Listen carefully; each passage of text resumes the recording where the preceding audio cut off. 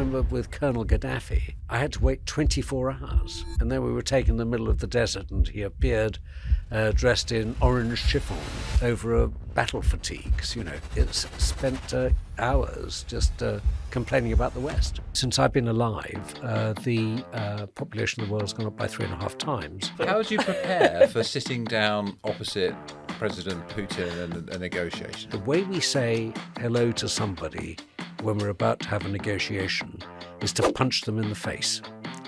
He said, I knew I was gay very early on in my life, obviously. If I came out, I'd be punished because no CEO had ever been gay in their life. What did you do to sort of navigate this world that was new in all those respects? Well, hi, I'm Hayaatun. And I'm Matt, and this is What We Don't Know. All about better leadership in a crazy, uncertain world.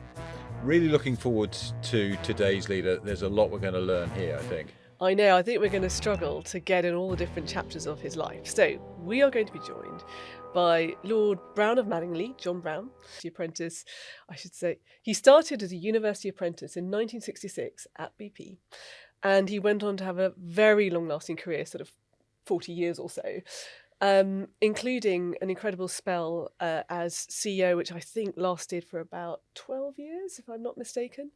And during that time, he was lauded by his peers. He was called a Sun King because he was deemed so successful, repeatedly voted most admired CEO by his peers. And I think Management Today had him as a top-ranked CEO for many years. And then he had a rather traumatic end to his time there. He was outed by a tabloid newspaper, came out as gay, and he then went through a process of reinvention, and he wrote a very extraordinary book, one of a number of successful books called The Glass Closet, in which he both drew on his own personal story, but also the experiences of other people in business who were LGBTQ+. And that marked a new chapter. He has subsequently done many, many extraordinary things, from being a crossbench peer in the House of Lords to fulfilling multiple influential roles in the arts and culture of the UK and beyond, including currently as chair of the Courtauld Institute. He was the president of the Royal Academy of Engineering and also continues to chair the Francis Crick Institute, which is one of the UK's sort of jewels in the scientific crown.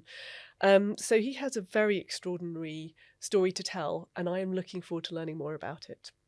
Yeah, it's a pretty intimidating CV, isn't it? But there's so much richness in there. And he's somebody who's had to negotiate with world leaders through history. So, what's it like to be punched in the face by a president?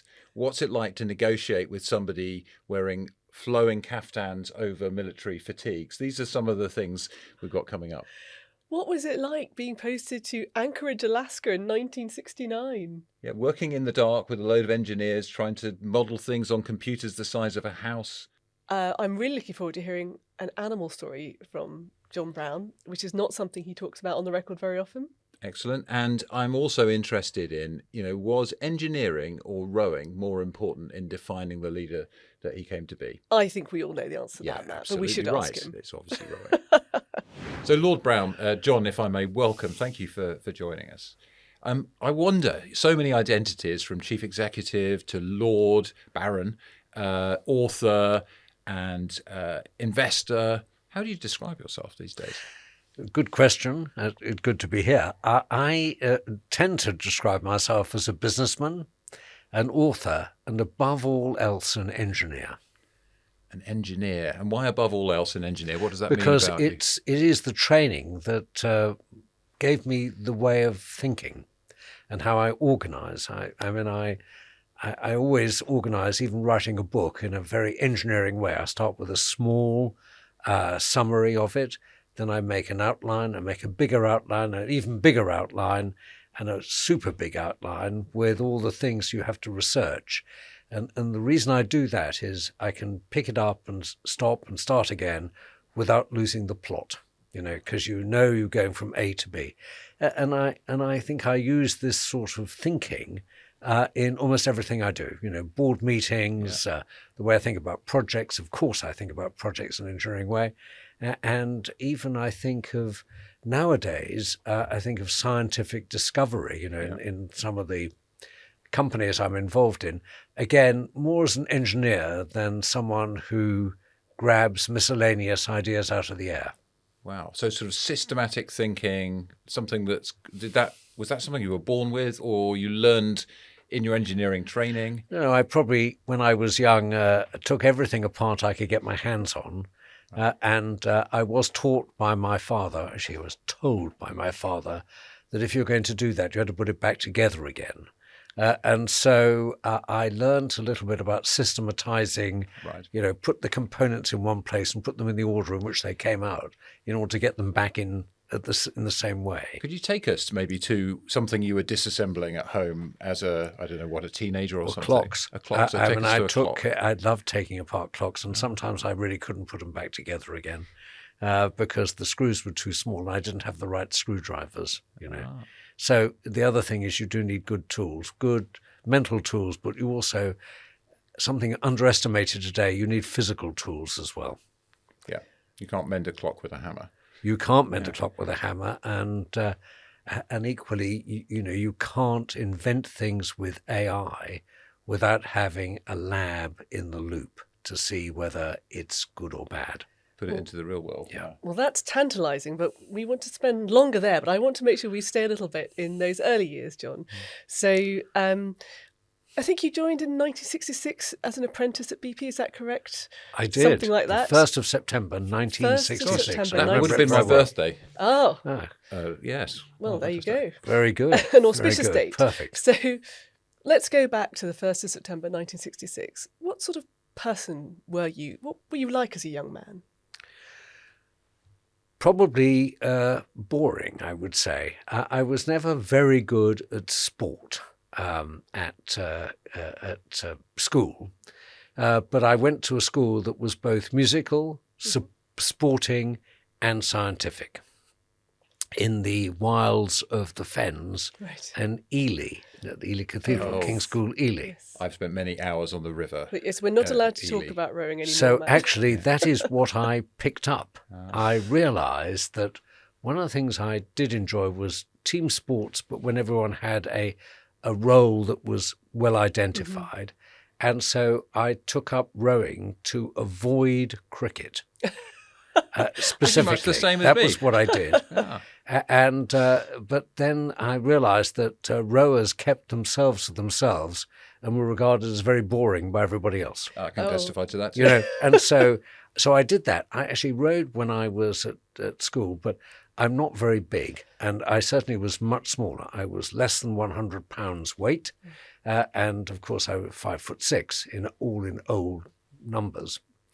And so when I went to Cambridge, I appeared at the Lady Margaret Boat Club of St John's College, my old college, and I said, I row. And they all looked at me and said, no, you can't possibly row. How about coxing? So I said, well, I've never really thought about that. And so I gave it a whirl, and I did that quite thoroughly for my first 2 years. Then I said, enough's enough, we'll do something different.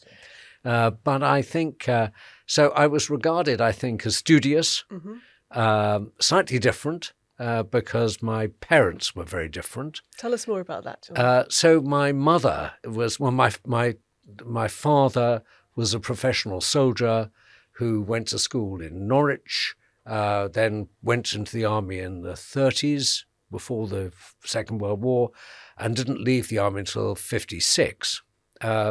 And had a war in the desert. He spoke Arabic.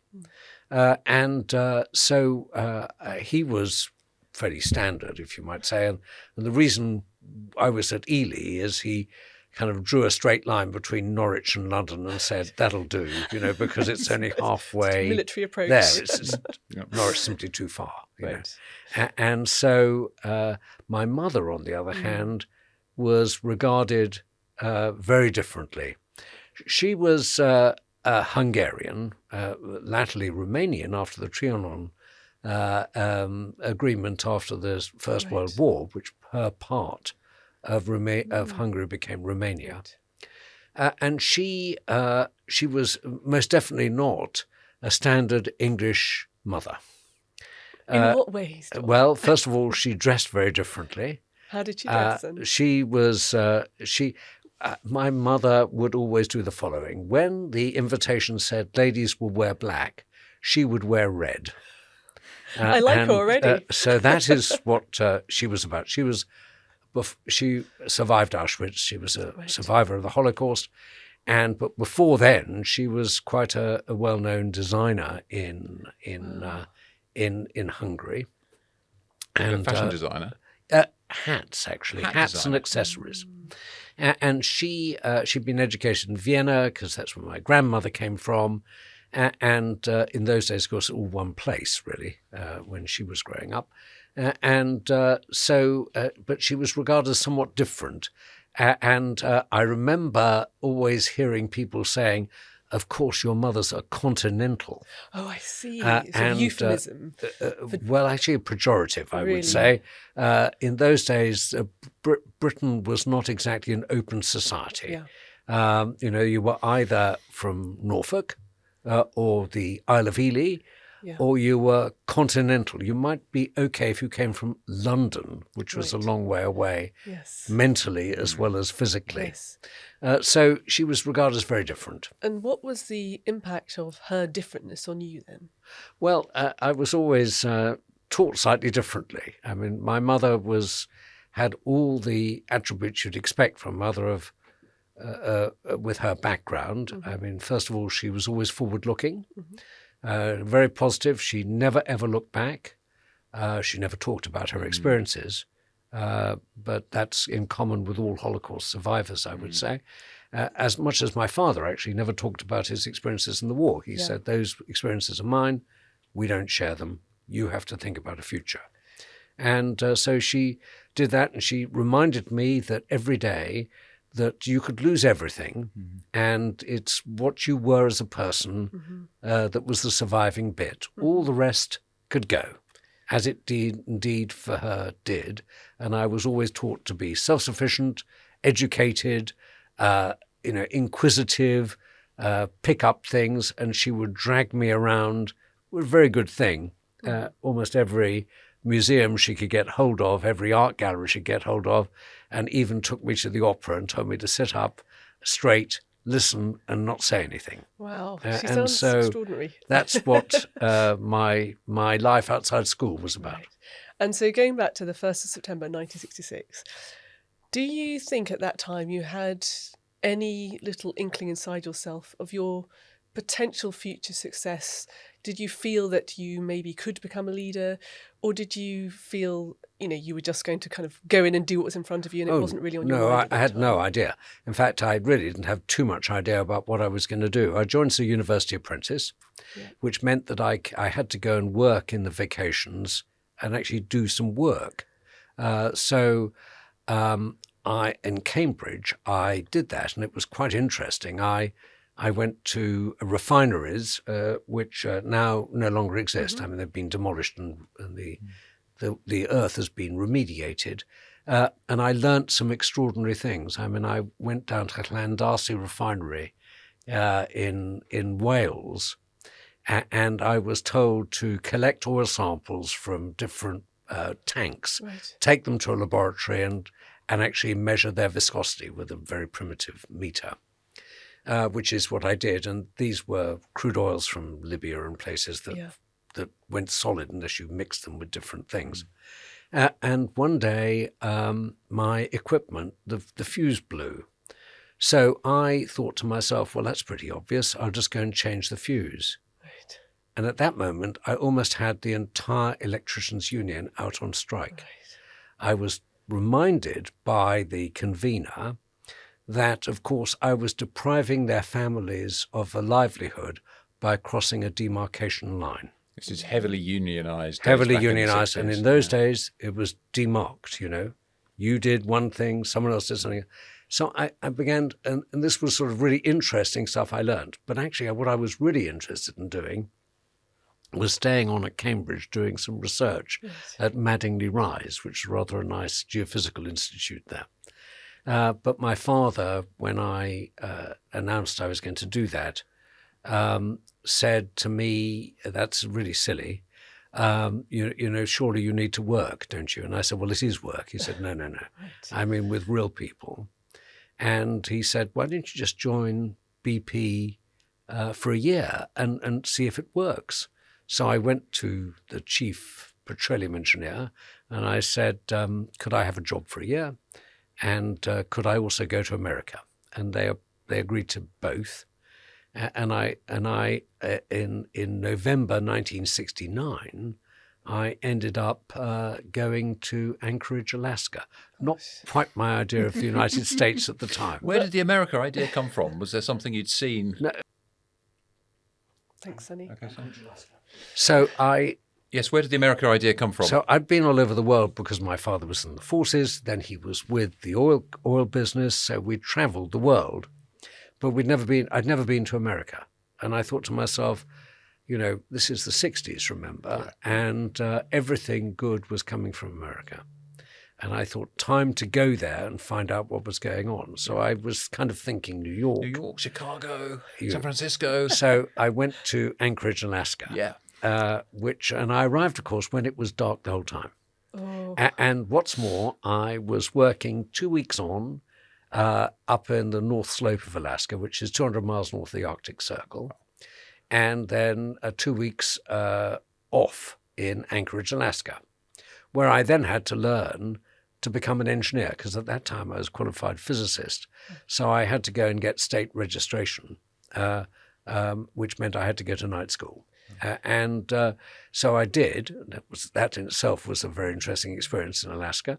And I learned a lot. And, I then began to find it really interesting. I was working with people I'd never met before, very different people in closed, quarters, enormously cold and very sunny in the summer, drilling wells, testing wells on the North Slope of Alaska. And it was so exciting, And so I asked for another year off, and Sir Edward Bullard said, absolutely, you can take another year off. And my father had always told me, if they want you back, it's a good sign. If they don't want you back, you've learnt something. And they said, no, you can come back. And after I'd postponed this a second time, Sir Edward said to me, something, it sounds like you've got something you really love doing. So he said, do it. He said, you can always come back, always do something, but just do what you want. And so at that moment, my boss came in and said to this bullpen that we were all working in, I mean, we didn't have offices, anyone know how to use a computer? And I said, me, I'd done that in Cambridge with the Titan computer in the computer lab. The size of a phone box, I imagine. How about a house? Okay. A house. Yeah. And so they said, well, here's the problem. We need to figure out how to optimize the flow from this oil field we discovered, and with all the ships and pipelines and stuff like that. So I said, let me do this. And so my physics training came to bear, and I did that working with a microcomputer called an IBM 1130. And one thing led to another. And then off we went to New York to do it in New York. So I'm sure that Matt wants to pick up on lots of things in your BP years, as I'm going to call them. Can I just quickly, before we do that, ask you, at what point did you start to think of yourself as a leader? I don't think I really did until I suddenly was asked by BP if I'd like to go to business school. Right. And so I was 30. And then I actually said to myself, I've been running all these groups of engineers and doing things like this and working with business people, and that was quite interesting. I was in the States, and in the US there was the join between engineers and commercial people was really quite close, whereas it wasn't in Europe. The UK, very close. And I realized, I said, well, maybe, I could manage this a bit more. And so I began to, when I went to Stanford Business School, I thought to myself, well, maybe it's about time to really learn on how you manage and then how you lead. Yeah. And that was the most interesting thing I learned about. I was, there were courses on decision science, stuff like that. I was doing some coaching. I actually coached some of Yeah. class on that. Accounting, it was just a matter of getting organized to do it. Very complicated, but straightforward in the end. But it was organizational behavior, the decision, the way in which people reacted. Stanford was very good. They had the so-called touchy-feely course. They're yes, well I've heard known this, yeah, for it, where people were taught about what your impact was on other people and what other people's impact was on you. And it was done experimentally, and by practice. And I think I learnt an enormous amount. What would you say? That sounds like a really seminal moment for you. Just tell us a little bit more about what you learned from that particular course about how to interact with other people. Well, I think you learn some very basics, like how do you listen to people? How do you really listen to people, actively listen to people? And how do you respond to their concerns and nuances? I remember we did courses in negotiating, which really helped me. And we did it in pairs, which were drawn, And my pair was a general from the Israeli army, and who's I think no longer with us, Yossi Ben Hannon, who eventually became the head of defense procurement, I think. But his view of negotiating was, as you would expect, tough, and not necessarily solution-oriented. Mine was solution-oriented, yes, and European, more and we learned a lot from each other. Yeah. I mean, I think it was a very exciting moment when I could understand how different people got different solutions to the same problem because they involve people. There is no linearity here. And I think of all the things I learned about, and I think I began to understand, I think, the thing about leadership is you must be very clear about your purpose. If you're not clear, it's very dangerous to start going in a direction with other people. And secondly, how do you include everybody?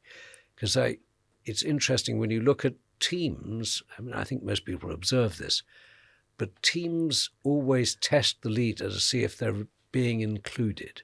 And they look around, and if they find one person's excluded, then they also look at themselves and say, maybe I can be excluded as well. So is this team really a team? Is the leader really doing something for us? Yeah. Or is it simply a show and we're left stranded when the going gets tough? So I think all of this was sort of information when I was at Stanford. Well, you certainly had opportunities to test that in real-world scenarios. So negotiation was a big part of your career, wasn't it? Yeah. Matt, do you want to? So just, well, I was going to pick up. So much there. The company sort of spotted your leadership potential in a way, and you then go to Stanford. But let's just scroll forward, because you eventually become the chief executive after how many years? Well, I became CEO. I was announced in November 1994. Right. Okay. So it wasn't long. Yeah. And that's a big job to step into.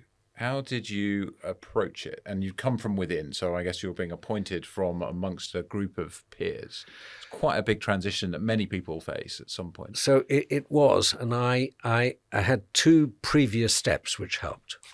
And BP at that time was well known in its people development skills, and it could in those days, with complete impunity, put people in different streams.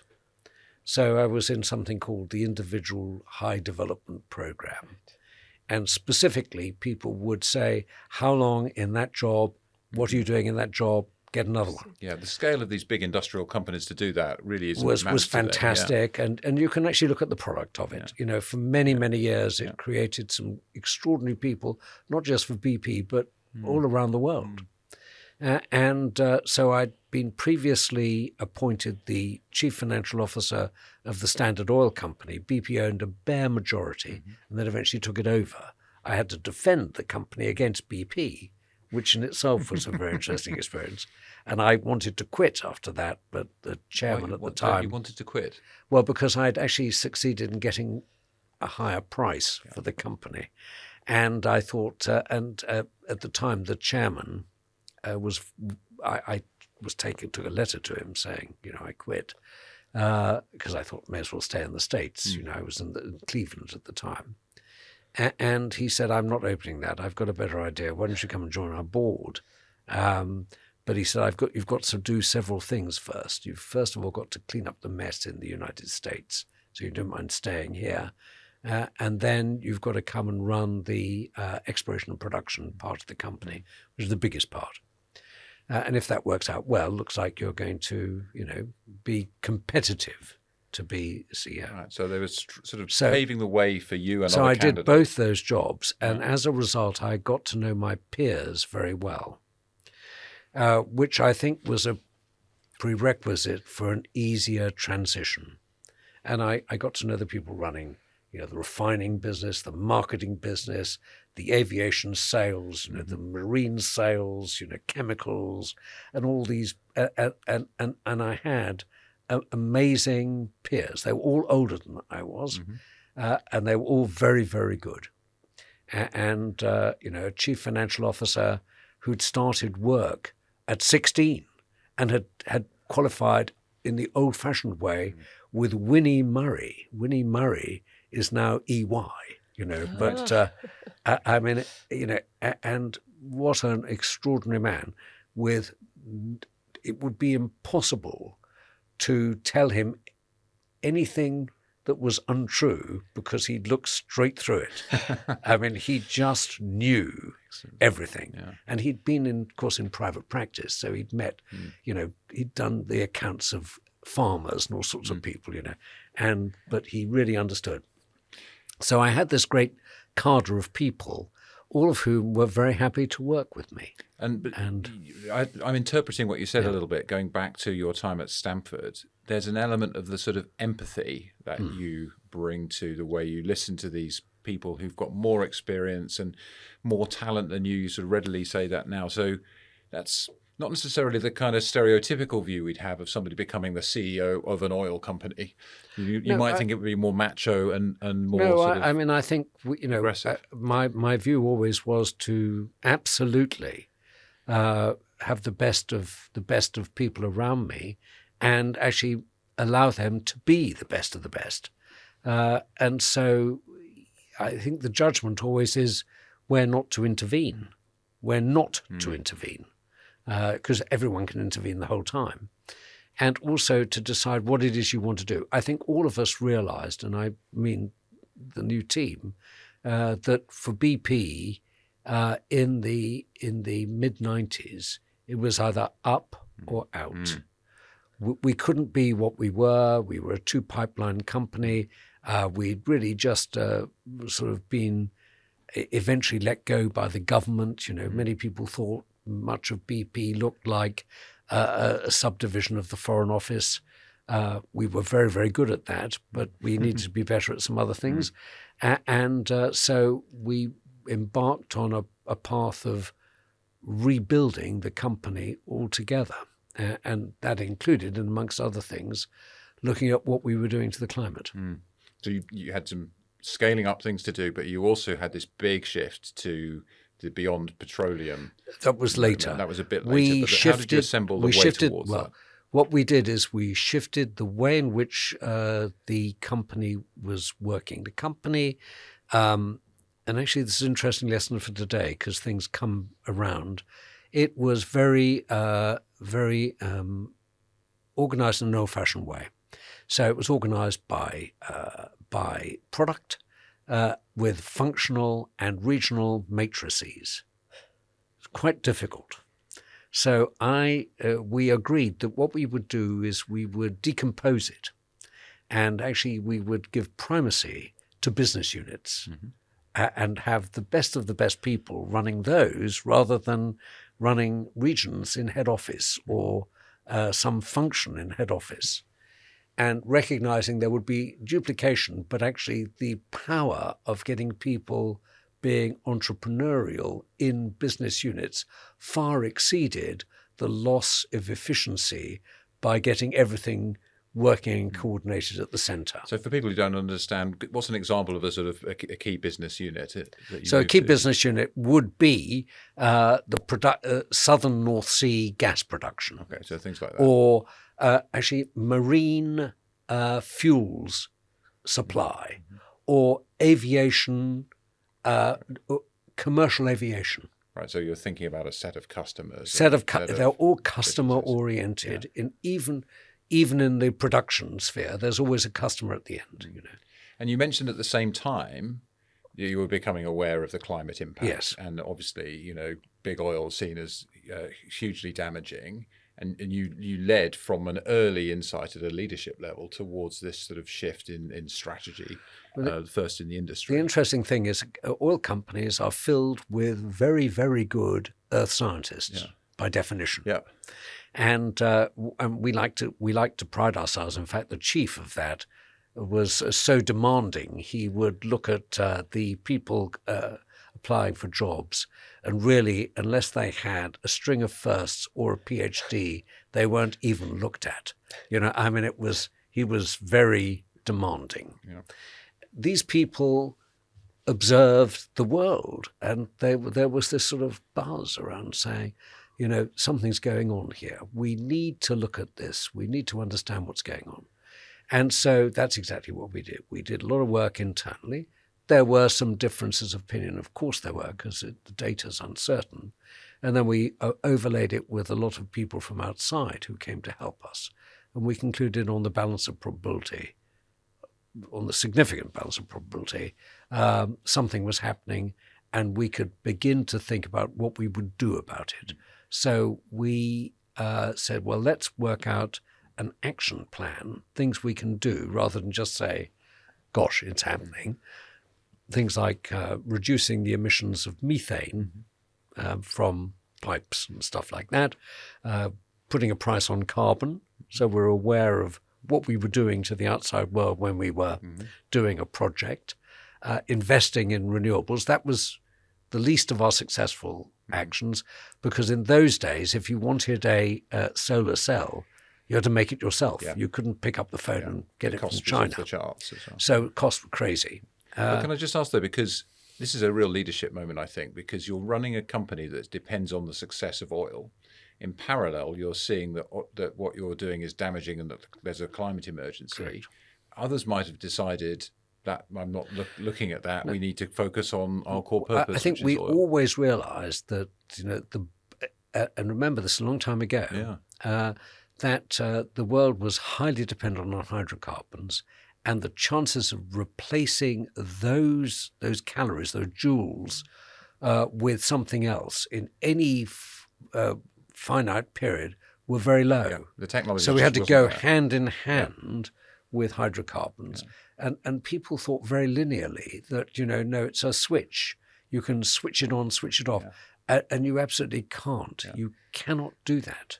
But can I ask, John, did you feel, despite the kind of clarity of underpinning thinking and the rigour of the work that was going on in BP at the time, did you think this is a risky thing to do, to be the first leader of an oil major to talk about the link between fossil fuels and climate change? Did it feel a sort of courageous thing to do? Well, we felt it was risky to an extent, but necessary to do because it probably reduced long-term risk.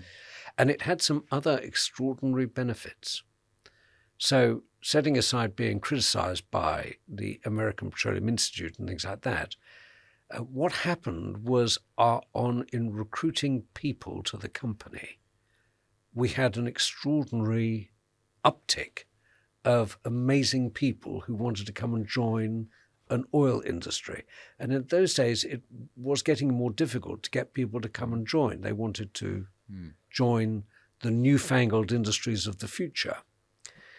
But we had this massive influx of really good people coming in.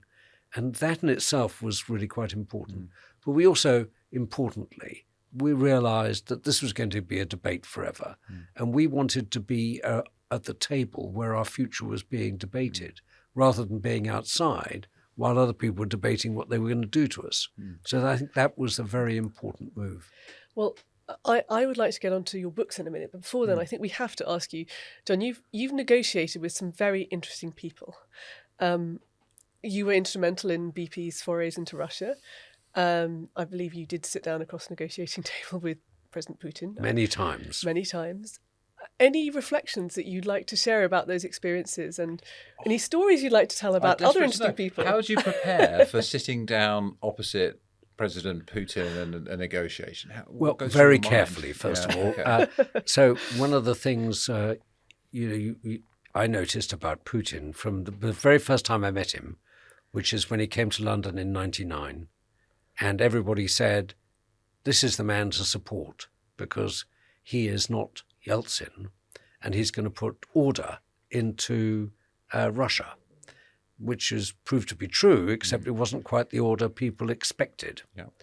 Anyway, so I remember going to see him first, and he did something in that meeting, which he did in all the subsequent probably 30 meetings I had with him, is you start by destabilizing your counterparty.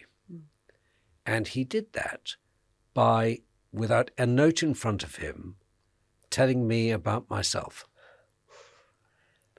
which was an obvious point he wanted to make. And so I proceeded to tell him what we were doing in Russia and why we had a much bigger plan and why he couldn't do it himself.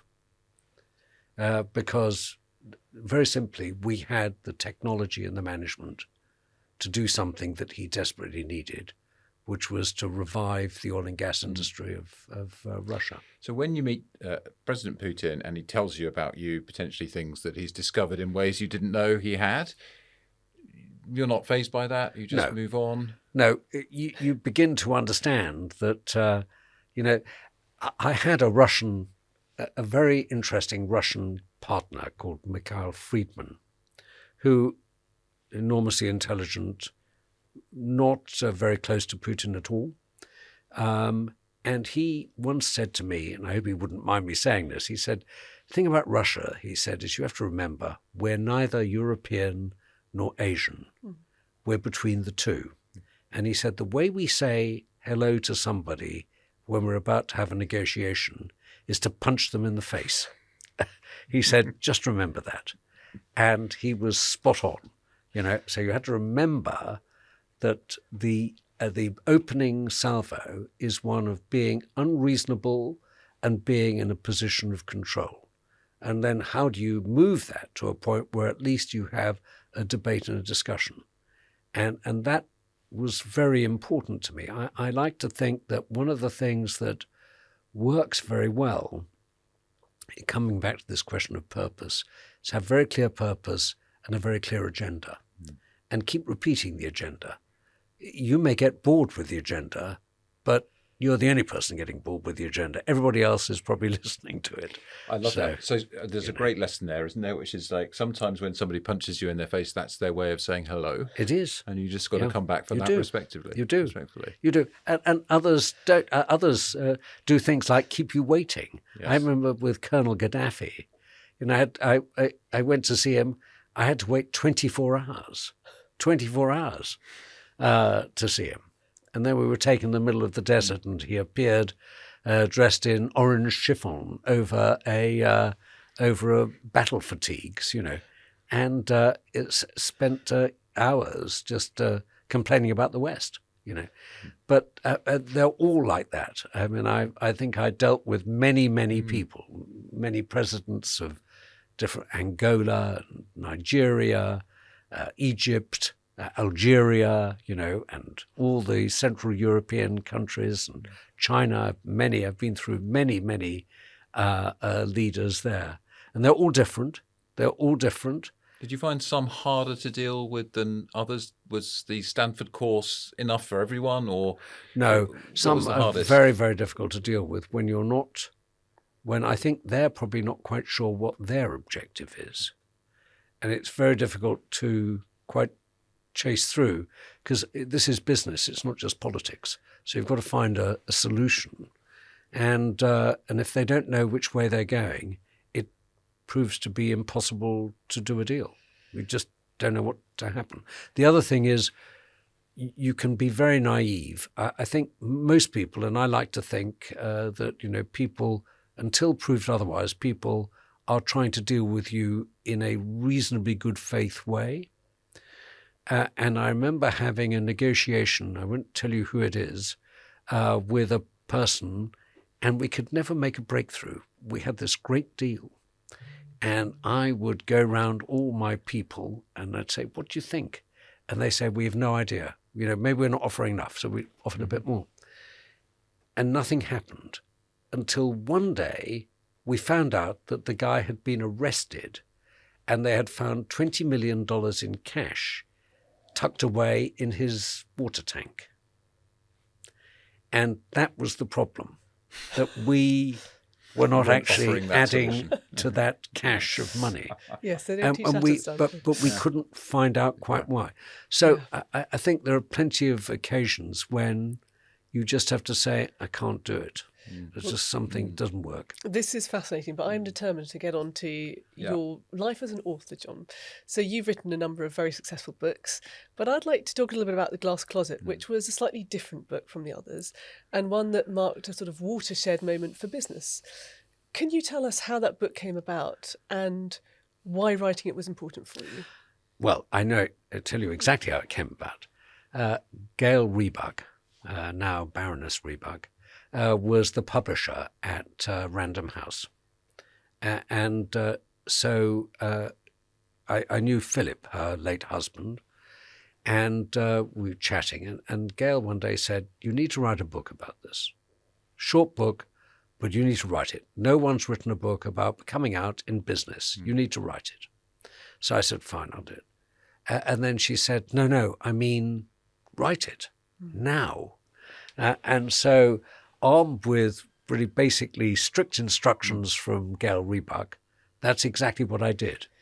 And I wrote a reasonably short book. It's about 30-something thousand words. Gail had said to me, 15 is the minimum, but it's probably too little, and 40 is too much, So I wrote it on the basis of my personal experiences, which I found actually quite difficult to write about. But once having written about it, it was easier to talk about it. And then I went round and spoke to a lot of people who had different experiences. I realized that because when I was outed in 2007, in those days, people actually, wrote letters and they put them in envelopes and posted them. Yes, I vaguely remember this. So you remember that? Could you take us, John, if I may, just because I think it was such a different world then. It's probably hard for people today to understand what it was like, the sort of pressure you personally felt as a CEO with your private life very private. Well, today it would seem ridiculous that somebody would be concerned. So indeed, just help us understand that. So, I knew I was gay very early on in my life, obviously. But my mother had always told me, never tell anyone a secret because they'll surely use it against you. And never be too identifiable member of a minority, because the majority always had the minority. Wow. Powerful coming from her. And so I thought to myself, okay, when I was at Cambridge, it had only just become legal for two men to have sex together in private. And actually, there's one thing changing the law, quite another thing changing attitudes. Yeah. So from the late 60s onwards, things really hadn't changed. So I decided I'd just go straight into the closet and stay there. And what I hadn't realized is that even in the 2000s, things were changing a bit, but I couldn't identify it. I had a fixed idea in my head. If I came out, I'd be punished. No one would speak to me. I would lose my credibility in business. Everything. I don't remember there being any business leaders who were out in those days. None. And very few celebrities. So it was very, very different. And it was, being gay was pejorative, used by the tabloid press, and they loved that sort of stuff. So by the time I was outed, I sort of said to myself, this was the end. Only to find out it was but the beginning. First of all, I had this big post bag a huge post bag, huge. And I had no idea how big it would be. And I also had old-fashioned emails and notes and stuff coming. And people talked, they weren't all gay. I mean, people had their marriage had been broken up by the Daily Mail. Okay. So they said, because you were outed by the tabloid I press. was. And on the other hand, some people wrote to me and said, we're so pleased at least you don't have to go to prison, because they were in prison, So I had this vast, and I said to myself, gosh, I'm absolutely not alone here. And then after having been chased by the paparazzi for 3 days, because it was a very, very big story globally, because no CEO had ever been gay in their life, as it were, then I went out on the street and people started stopping me and saying, we're right behind you. We fully support, you. And I thought to myself, gosh, that's quite something. And it turned out there were one or two people who couldn't quite bring themselves to use the word gay, and they were my friends, and they became just my acquaintances. Right. But the vast bulk of people, I just got so many more new friends. So the book was about that. And it was also about talking to people with different experiences and how difficult it was in business to be gay, I mean, I spoke to this sort of extraordinary woman I remember interviewing, who every day she took off her ring. She had no pictures of anybody in the office. And she never went to any corporate event because she was always asked to bring her husband. Yeah. She had a wife, or about to be wife, partner. And she said, it's very interesting. She said, it's just people don't understand that you can't be yourself because you do not conform on so many different axes at the time. Today, all of that's been swept away, and I hope irreversibly. I mean, you never know, but I think it's a very different life. People don't quite understand this. Well, it's very powerful to hear you talk and to, remind us about the personal stories behind societal shifts.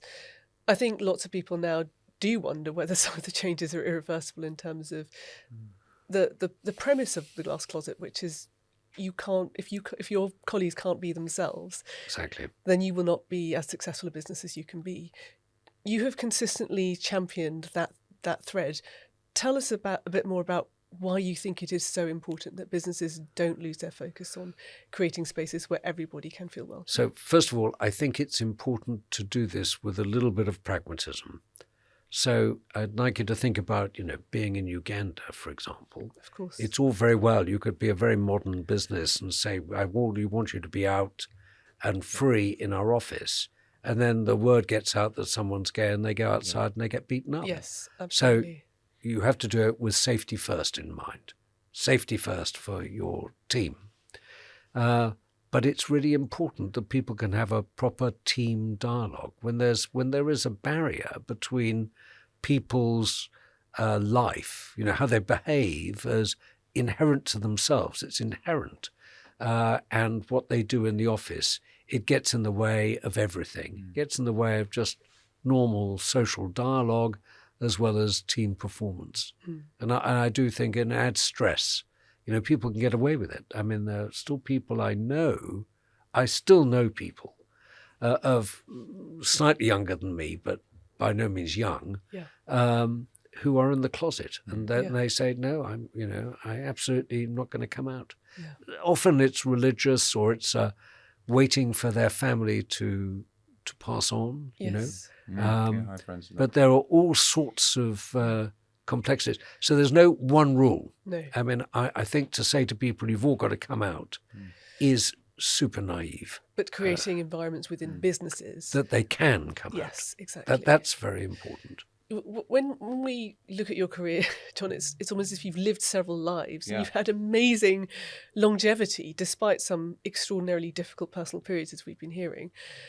What do you think has been an enabler of that longevity? What advice do you have for others? Well, I think I go back to my mother. My mother always said, everything can be lost. You are who you are. You just carry on.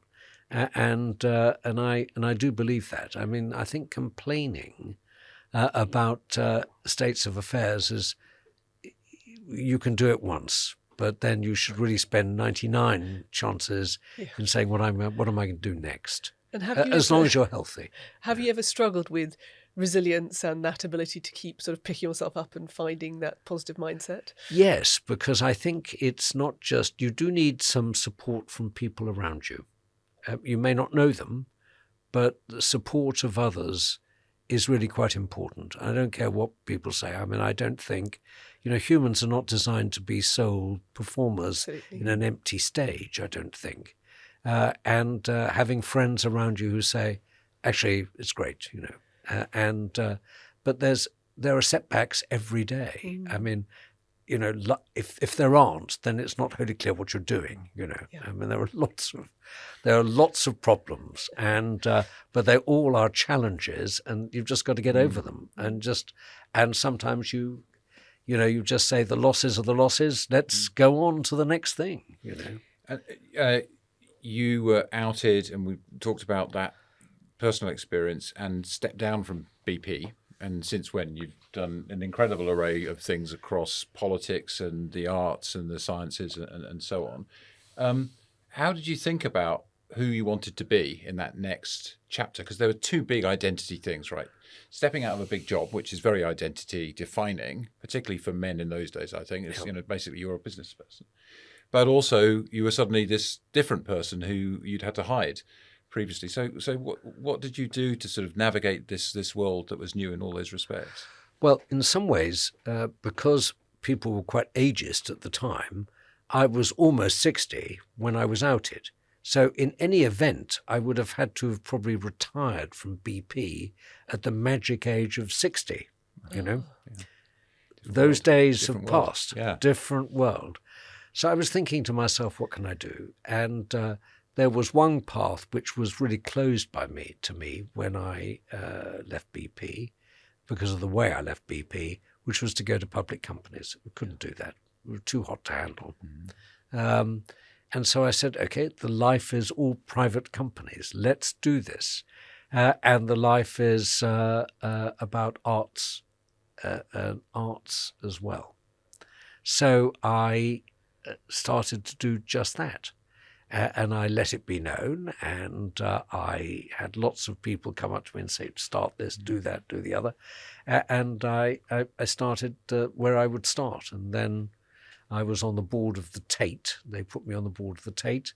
And then the chairman resigned to become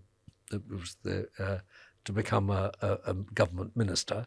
And so they said, well, you should be chairman. So I said, well, that's very nice. And so, which I adored. So that was my starter kit, really. And then I was picked up by Carlyle, a private equity firm, to start up a renewable energy fund, very advanced in 2008, which was great fun. So you were quickly into two new areas, but Yes. both of which had passions behind them. And then for you. they spread and changed and moved around. I think, we're in a very, I suppose, interesting time in the world, many, many challenges. You have seen a lot of the world go by over the years. You've been active in business and in these additional roles you've talked about in the arts and so forth. Where are you on the optimism scale right now, and what gives you grounds for optimism? Well, I remain optimistic because I do believe the human race is not going to all jump off the edge of a cliff like lemmings. We're not. We all have different paths, and in the end, something will happen which will make life better for the individuals on the world. And I want to remind people that since I've been alive, the population of the world has gone up by 3.5 times, and the aggregate wealth has gone up hugely. I mean, there's much less poverty than there used to be, much, much less. And we forget that. And now we're in the middle of, potential local conflicts and things like that. But what's new? I mean, we've been through this again and again. We just have to hope that they're limited to local conflicts, not global conflicts. And I think, sense tends to prevail. I'm optimistic in that regard. I like to think, too, that we will come back to the agenda globally. I think we still have it, which is to make sure that we don't mess up the climate. I'm still active in that with my fund, Beyond Net Zero. I think so all these things are good. Technology is definitely is always our servant. It always looks as if it controls us. But actually, in the end, we control it. We can, in the end, somehow switch it off if we want to. I don't think we should, but we need to be very aware of the impact of it on people short term. The transition is tough, and we can't do it the way we did it with the mills in Northern Europe, in Northern England. We just can't do that sort of thing. We have to do it in a way which is socially acceptable, and I think we'll eventually get there.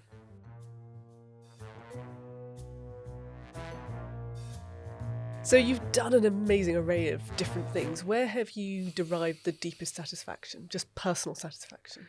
The personal satisfaction is leading a team to something they can't do. They couldn't do by themselves. Nice.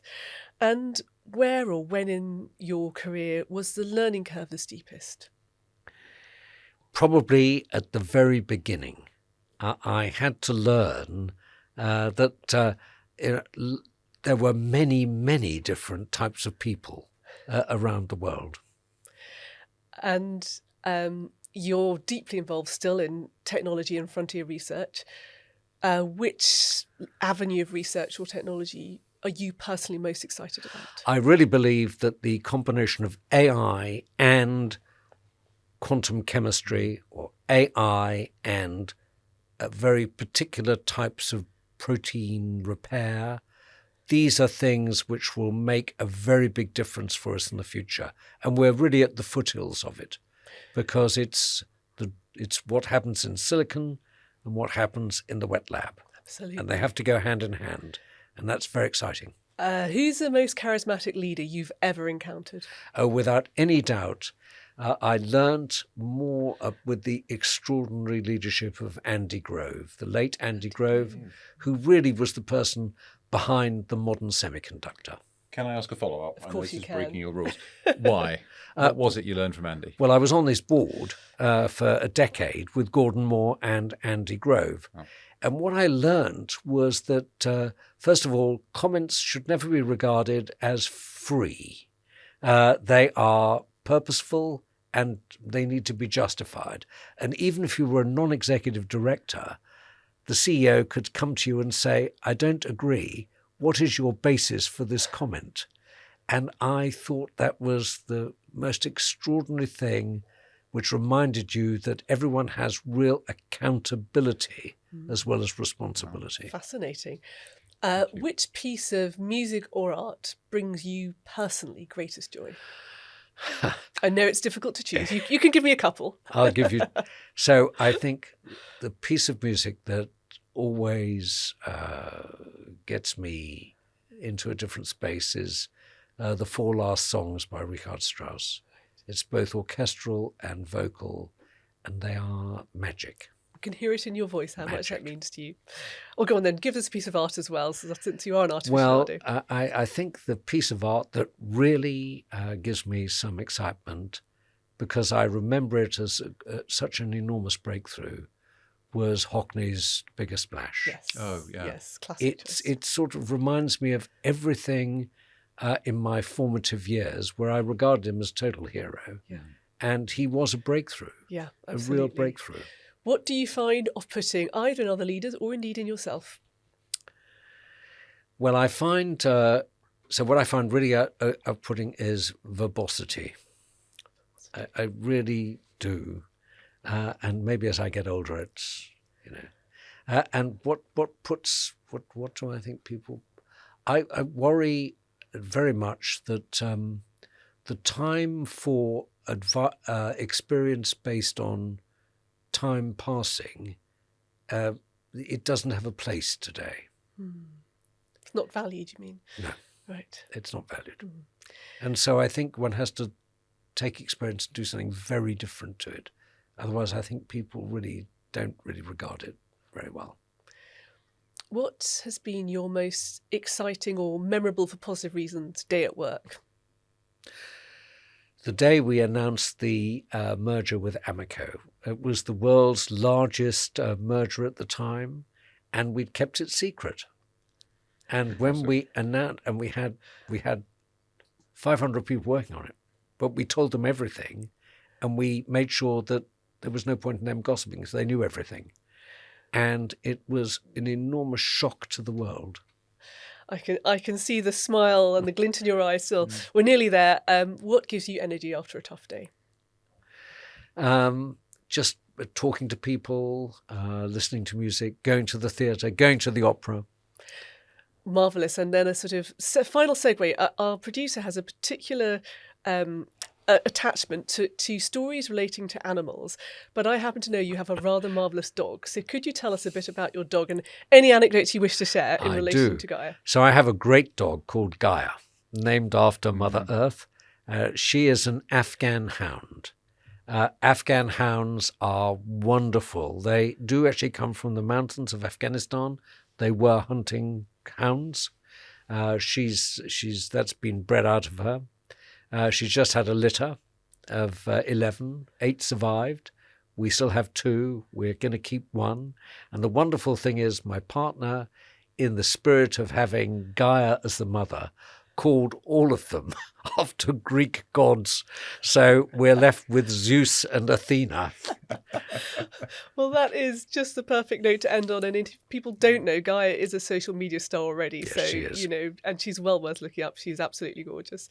John, Amazing. You've been so generous. It's been a really rich conversation. Thank you so much for coming in and sharing your story with us. A pleasure. Thank you, John. Thank you. Wow, Matt, where do we start? Well, There's a lot packed in there. He's our first Lord as well. I mean, I was a bit starstruck, if I'm honest, because I remember, him as the CEO of BP. And I also remember being quite emotional, seeing what happened to him, being outed by the tabloid press.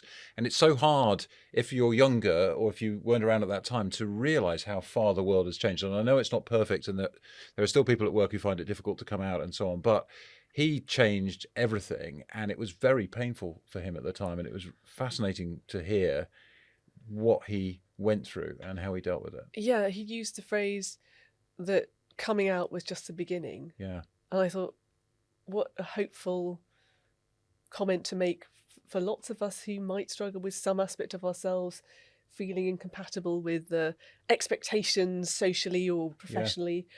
Yeah. He's very articulate, isn't he, about both his own personal experiences, but also some amazing stories about the world. I mean, we had some really deep conversations about business and how to be effective in business.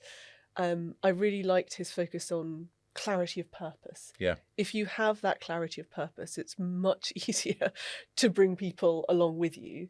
And then he was also very clear around the importance of creating teams where people can bring themselves into that context without fear and inhibition. Yeah. I think, a couple of the themes that we have come back to again and again ourselves, listening and empathy as a key characteristic of a leader. And also that point, as you said, it's the clarity of purpose he talks about and the collaboration. I was really struck by this notion. If you're a leader and you visibly exclude someone, the rest of the team is losing trust with you. Yeah. And the moment when he became CEO and he said all his peers were kind of smarter than him and older than him and more experienced, but it was easy because of the way he built those relationships, going all the way back to the touchy-feely. Yes, thank you. Going all the way back to that touchy-feely course at Stanford, you got the sense of that being a real pivotal moment for him. Yes, and good grief, did he have some interesting negotiators to practice what he learnt on. I can't get that picture out of my head of Gaddafi and what was it? It was orange chiffon over khakis. Over fatigues, yeah. I was not expecting that. And then, of course, the stories around negotiating with Putin. Yeah. Actually just the sort of the different cultural context in which you might end up having to have a business conversation. I thought he was really fascinating on that. Some memorable lines about Putin. Yeah, I mean, Yes, sometimes punching you in the face is a way of saying hello, and that notion of like trying to destabilize your opponent in negotiation. I think, he could probably do a series on negotiation that would be absolutely world class. And I think also that sort of sense of having real clarity of your agenda, repeating it and repeating it and repeating it until even you're sick of it. The other thing I think I was really struck by is this is a man who really knows how to take the long view. And, whether it was in the oil industry, realizing that climate change was real and that they were going to need to play their part in addressing that and making that a long-term priority. I'd heard time and time again taking a bigger picture, longer-term view as being something that really guided him. Yeah, that prompts two thoughts for me. One is the point he also made around the value to the attractiveness of BP as a business when it took what he felt was an morally right stance on climate. This reminder that if you're a business that is perceived to do the right thing, the best people will want to come and work with you. That was just a really good concrete example of that in action. But I also thought that he did give us a slight warning, despite being clearly a deeply optimistic person, about the fact that we've sort of perhaps started to devalue experience and the ability to take that long view. And he doesn't sort of criticise lightly. So I thought that was quite a sobering comment. I think that's right. I do think, the big picture is incredibly helpful particularly when you're dealing with short-term crises, and many people are dealing with that sort of thing now, stepping back and seeing, what actually, we've seen a massive reduction in poverty globally. We've seen huge changes in education standards and so on and so forth. And going back to him as a child, he referred to her a number of times, didn't he? The powerful figure of his Hungarian mother, having been in concentration camps, always looking forward. And maybe that's where the long view comes from, sort of always looking forward. And she clearly shaped his agenda and his identity as a leader. Yes, and this idea that it's who you are that matters. What a conversation. So what do we know now? I think one thing I do know is when you're negotiating with someone and you're not quite sure why you're not getting anywhere, check whether they've got $20 million in their water tank. Brilliant. I'm going to hang on to that one. Thanks for watching. Keep in touch and let us know your questions and suggestions on our socials or on whatwedon'tknow@boxlight.io. We love hearing from you. Look forward to seeing you again soon. Thank you so much for listening.